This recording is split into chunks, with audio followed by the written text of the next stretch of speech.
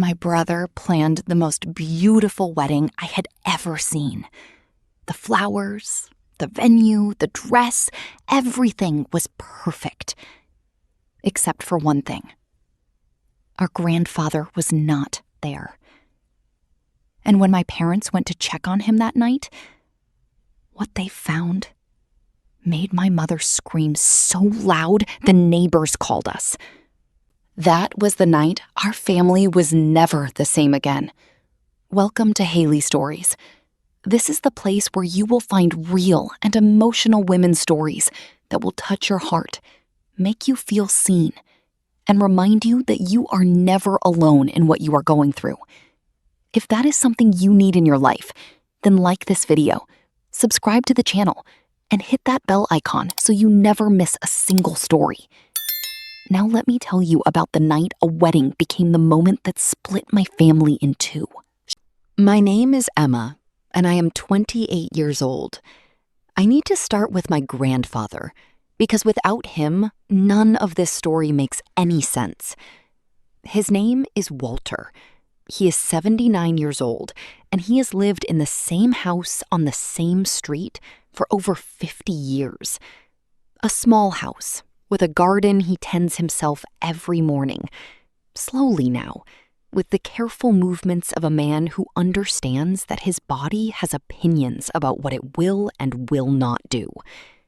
He grows tomatoes and herbs and a rose bush that he planted the year my grandmother died, and tends like it is the most important thing in the world. Walter is the kind of grandfather that children write about in school essays when they are asked to describe someone they love. He taught me to ride a bike. He let me stay up past my bedtime when I visited and never told my parents. He made the same soup every Sunday for as long as I can remember, and the smell of it still takes me somewhere warm and safe, no matter where I am when I encounter it. He is also the kind of man who has never in his life asked for anything from anyone. Not help, not attention, not recognition. He gives quietly and consistently and expects nothing in return. And I have spent most of my life trying to understand how a person gets to be that way. I am telling you about Walter first because what my brother did to him is the kind of thing that only lands with its full weight when you understand who Walter is. My brother Marcus is 31 years old, and he has been the golden child of our family for as long as I can remember. I do not say that with bitterness, or not only with bitterness. It is simply true. Marcus was the one who excelled at everything he tried. School, sports, his career in finance. He moved through the world with a confidence that came from never having had to doubt himself for very long. And the people around him, including our parents, had always reflected that confidence back to him.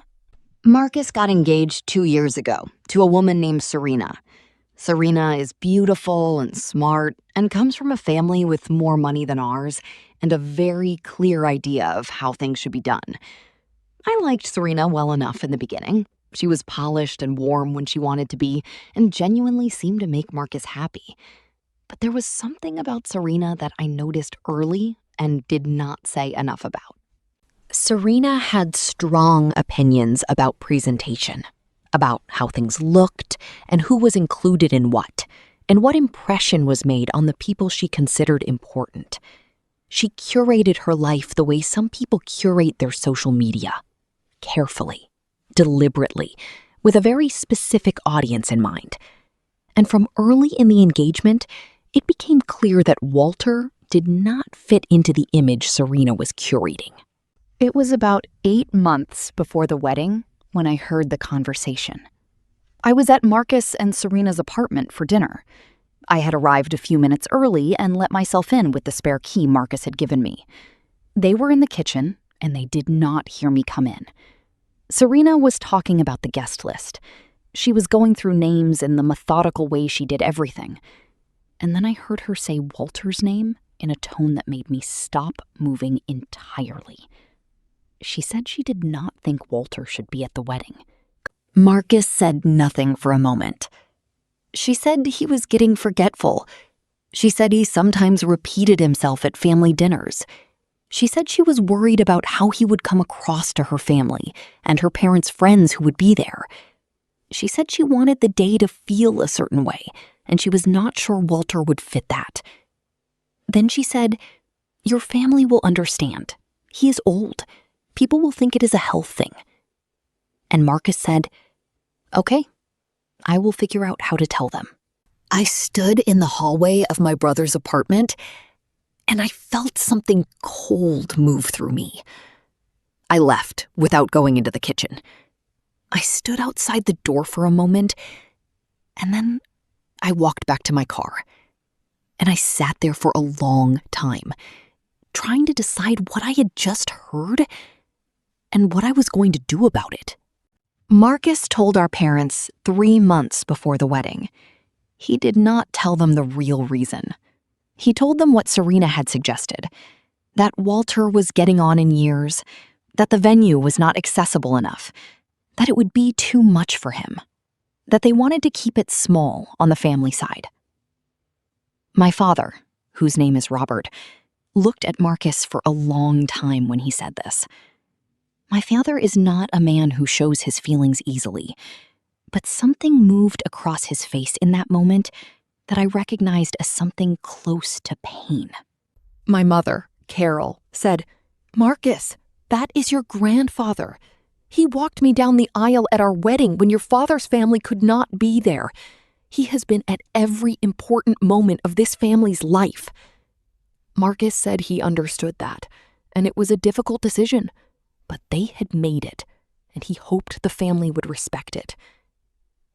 My mother started to say something else, and Marcus said, "Mom, this is our wedding, please." And my mother went quiet, in the way that mothers go quiet when they have decided that the relationship matters more than the argument. I was sitting at that table. I heard every word. And I did not say what I had heard in that hallway because I was afraid of what it would do to the family. I told myself it was not my place. I told myself maybe there was more to it than what I had overheard. I was wrong to stay quiet. I have thought about that many times since. Someone had to tell Walter. My parents could not bring themselves to do it for 2 weeks. I watched them carry it around like something heavy and breakable. My mother called me twice during that time, and both times she cried, and I did not have anything useful to say to her.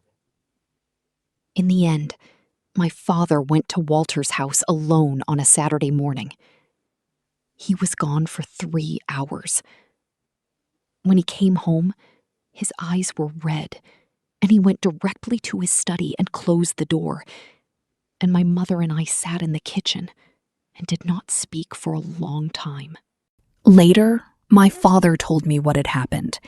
He said he had explained the situation as gently as he could. He had told Walter that the wedding was going to be very small on the family side. He had not told him the real reason. He had tried to make it sound like a practical decision that had nothing to do with Walter personally. Walter had listened to everything my father said, and then he had nodded and said, "I understand, Robert. These things happen. Tell Marcus I hope it is a beautiful day." That was all he said. He did not make it harder than it already was. He did not cry or argue or ask questions my father could not answer. He just nodded and said, "Tell Marcus I hope it is a beautiful day." My father said that was the hardest part, that Walter made it easy for them, that a man with every right to be hurt chose instead to make it easier for the people who were hurting him. I cried when my father told me that, the kind of crying that comes from somewhere you cannot quite locate. The wedding was on a Saturday in June. It was genuinely beautiful. Serena had planned it with the precision of someone who understood exactly what she wanted and had the resources to get it. The venue was a restored estate outside the city. White flowers everywhere, string lights in the trees, a string quartet during the ceremony. I was a bridesmaid. I wore the dress Serena had chosen, and I stood where I was told to stand, and I smiled in the photographs, and I danced at the reception, and I did all the things that were expected of me. But there was something sitting in the middle of all that beauty that I could not ignore. An empty space where someone should have been. I thought about Walter at his house on the same street where he had lived for 50 years, tending his garden, making his soup, existing in the same quiet and generous way he always had, completely unaware that the reason he was not at his grandson's wedding was because his presence was considered an embarrassment. I thought about that, and I smiled in the photographs. The reception went late into the evening. The speeches were lovely. Marcus cried when he talked about Serena. Serena's father gave a speech that went on for 20 minutes, but was genuinely funny. Everyone danced. At around 9 in the evening, my mother leaned over to me and said she was going to slip out for an hour to check on Walter. She said she could not get through the night without knowing he was okay. My father said he would go with her. They left together quietly, and I did not think anything of it. And then, an hour later, my father called me. I stepped outside the reception venue to take my father's call. His voice was strange, tight and strange in a way I had never heard from him before. He said, "Emma, I need you to come. I need you to come right now." I said, "Dad, what has happened? Is Walter okay?" He said, "Just come. Please come now." I got in my car and I drove to Walter's house. I could see the lights on from the end of the street. My parents' car was in the driveway. The front door was open. I walked in and I heard my mother's voice from the living room. Not words, just sound. The kind of sound that a person makes when words have stopped being sufficient. I walked into the living room. Walter was in his chair by the window where he always sat in the evenings. He was dressed in his good shirt, the one he wore to special occasions, and there was a photograph in his lap, and his reading glasses were on the table beside him, and a cup of tea that had gone cold. And he was not moving. My mother was kneeling on the floor beside his chair, holding his hand. My father was standing behind her with his hand on her shoulder and his face completely still, in the way faces go still when the person behind them has gone somewhere very far away. Walter had died. Alone. In his chair. In his good shirt. On the night of his grandson's wedding. My mother found the photograph first. It had slipped slightly in Walter's lap, and she straightened it without thinking. And then she looked at it, and that was when she made the sound I had heard from outside. The sound that brought me running. It was a photograph of Marcus. Not a recent one, an old one. Marcus at about 7 years old, sitting on Walter's lap in the garden of this same house, grinning the way 7-year-olds grin, with Walter's arms around him and both of them looking at the camera with an uncomplicated happiness that made my chest physically hurt to look at. But that was not all they found. On the side table next to Walter's chair, beside the cold cup of tea and the reading glasses, there was an envelope. It had Marcus's name on the front, in Walter's handwriting. Careful, deliberate handwriting, the kind that takes effort and intention. My father opened it. Inside was a letter, and inside the letter was something else. A check, made out to Marcus, for an amount that made my father sit down heavily in the nearest chair when he saw it. $40,000. Walter's savings. Everything he had put aside over decades of careful and quiet living.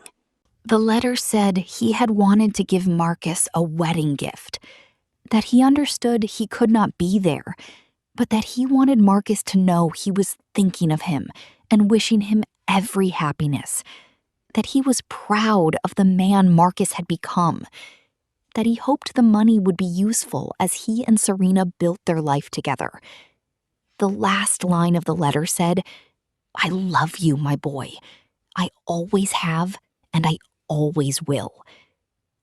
He had written that letter and prepared that envelope and put on his good shirt and sat in his chair to spend the evening thinking about his grandson's wedding. And he had died There, alone, with a photograph of that grandson in his lap. My father called Marcus at the reception.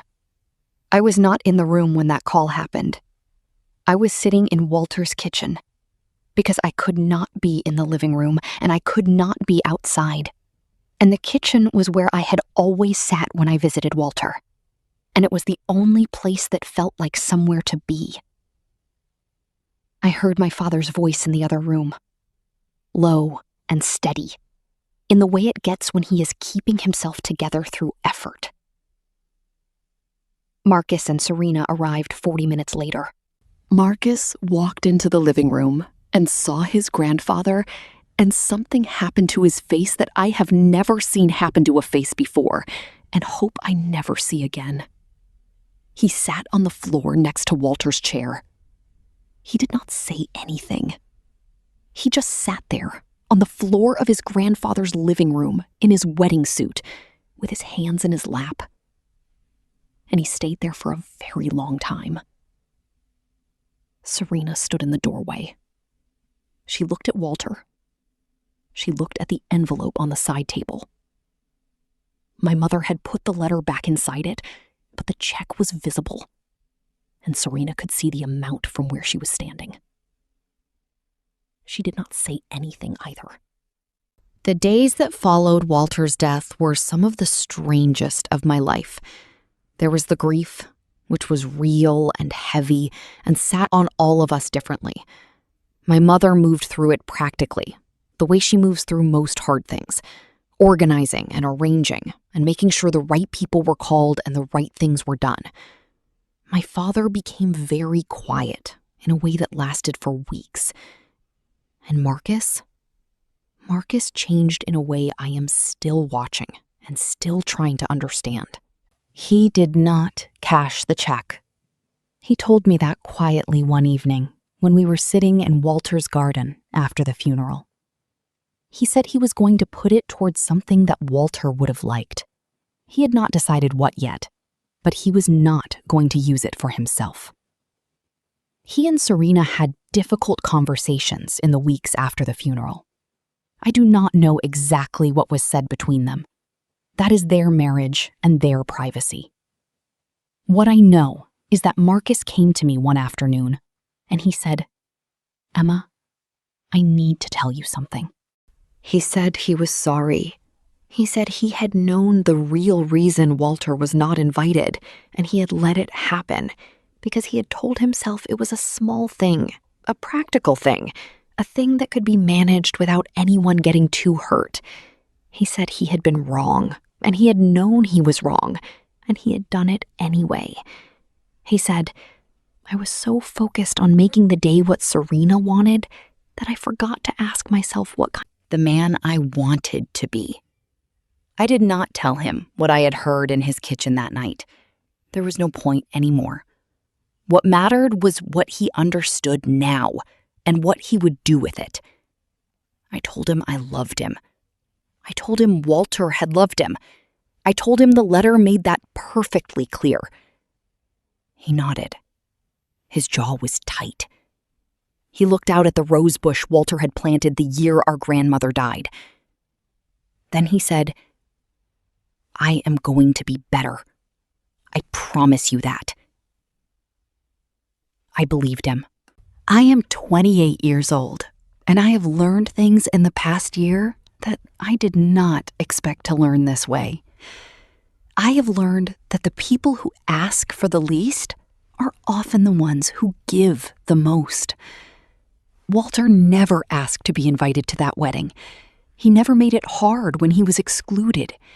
He put on his good shirt and sat in his chair and wrote a letter full of love and pride to a grandson who had chosen not to include him. That is the kind of person Walter was. And understanding that fully, seeing it laid out in that letter on that terrible night, made me want to be more like him than I have ever wanted to be like. I have also learned that the things we let slide, the conversations we do not have because we are afraid of what they will cost us, have their own price. I stayed quiet about what I heard in that hallway. I told myself it was not my place, and I have had to live with that choice every day since. I will not make that choice again. Walter's house is still there, on the same street. My parents have been going there on Saturdays to tend the garden. The rose bush is doing well. The tomatoes came up this year just as they always do. I go sometimes and sit in his chair by the window. I look out at the garden and I think about all the things he taught me without ever meaning to be teaching me anything. How to be generous without keeping score. How to love people even when they disappoint you. How to put on your good shirt and show up for the people you love even when they have not shown up for you. My name is Emma. I am 28 years old, and I am trying every day to be worthy of the man who taught me what love actually looks like. That is my story. Walter spent his last evening thinking about a grandson who had not invited him. He put on his good shirt. He wrote a letter full of love, and he left behind a lesson none of us will ever forget. Thank you for listening. This is Haely Stories. We will see you in the next one.